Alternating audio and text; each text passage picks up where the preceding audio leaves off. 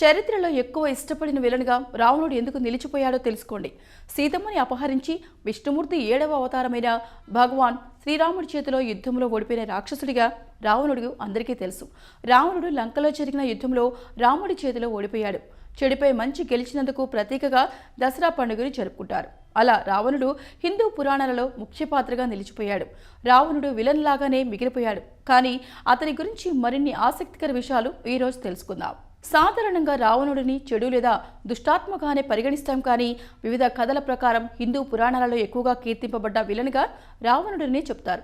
హిందూ దేవతలను మనం కూడా అన్వయించుకోగలం మరియు వారి మంచి గుణాలను మనం కూడా అర్థం చేసుకుని నేర్చుకోవాలనుకుంటాం.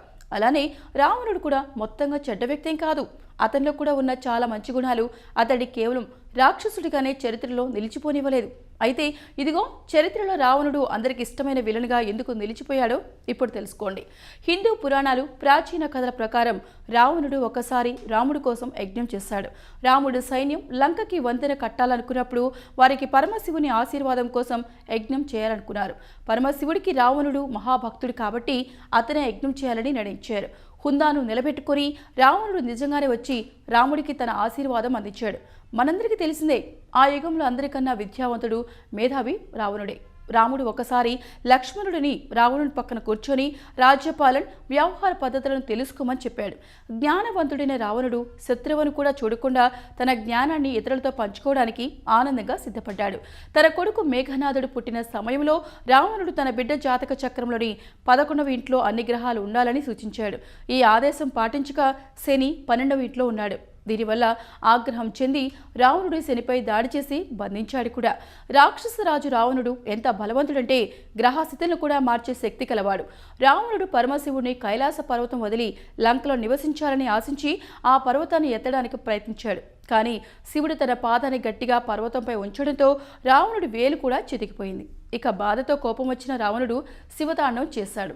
ఎంత బాధలో ఉన్నాడంటే తనలోంచి నరాలను బయటికి తీసి మెడలో వేసుకుని మరీ నృత్యం చేశాడు. మహాదేవుడు అతని భక్తిని మెచ్చి రావణుడు అని పేరు పెట్టాడు.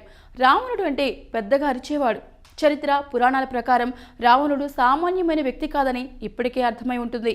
రావణుడు తన తండ్రి విశ్రవుడు శిష్యరికంలో జ్ఞానాన్ని సంపాదించుకున్నాడు. తర్వాత పవిత్రమైన 4 వేదాలలో పాండిత్యం సంపాదించాడు. ఇలా రావణుడు పెద్ద పండితుడని నిర్ధారణ అయిపోయింది. వాల్మీకి రామాయణ ప్రకారం రావణుడు గొప్ప రాజు అని తెలుస్తోంది. సమర్థవంతమైన పాలకుడిగా తన రాజ్య పాలనలో లంకను బంగారు లంకగా మార్చాడు. లంక చరిత్రలోనే ఇది స్వర్ణయుగంగా గుర్తించబడింది. కథనాల ప్రకారం రావణుడు అన్ని విషయాల పట్ల శ్రద్ధ తీసుకునే మహారాజుగా పేరొందాడు. తన పాలనలో మేటి శిల్పి విశ్వకర్మ ఆధ్వర్యంలో లంక నిర్మించబడింది.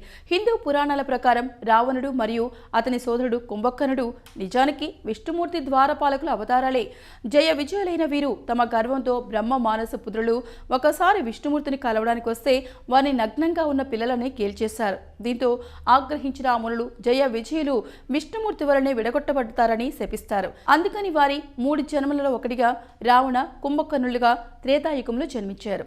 సో ఈ వీడియో కనుక మీకు నచ్చినట్లయితే లైక్ చేయండి, షేర్ చేయండి, కామెంట్ చేయండి అండ్ సబ్స్క్రైబ్ చేయండి.